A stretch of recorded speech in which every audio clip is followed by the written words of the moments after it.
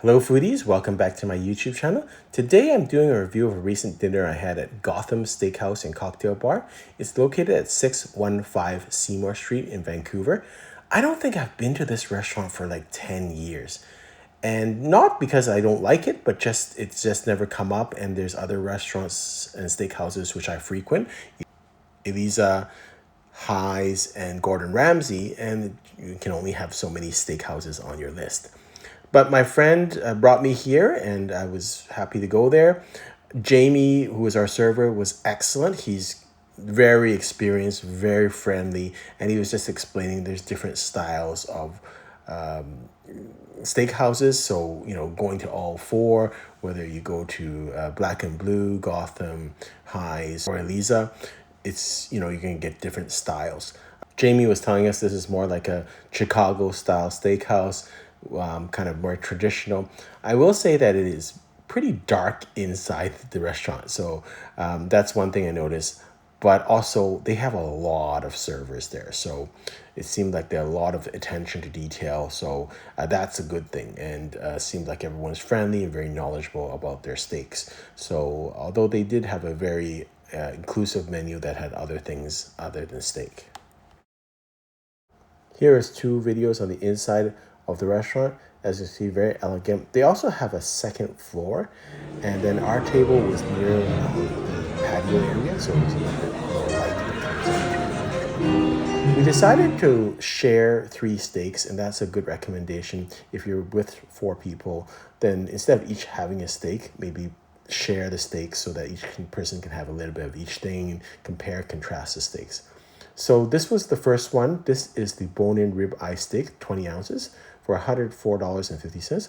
Not too bad because it is 20 ounces. And this was my favorite steak of the night. I thought it had the right amount of fat. It wasn't too lean, and it was very flavorful. So it was really well seasoned. And so I really enjoyed this. And all the steaks were cooked to perfection. So I thought, they did a very good job of getting all the steaks. Very knowledgeable. Jamie was very knowledgeable of the steaks. This is the New York strip, 16 ounces for $98.50. This was my least favorite of the 3 cuts, although it was still very good. It's just in terms of preference, I thought this was a little bit on the lean side, and I like a little bit more fat on it. And compared to the bone-in, I thought the bone-in had a little bit more flavor and seasoning. This is the filet mignon. This is 8 ounces for $67. And I like this. Filet mignon is always nice and tender. I thought it was a little bit not as interesting as the bone-in ribeye steak, which I thought was just the right amount of fat, and texture was a little bit firmer, which I liked, and just a little bit more flavor. But all of them were very nicely done.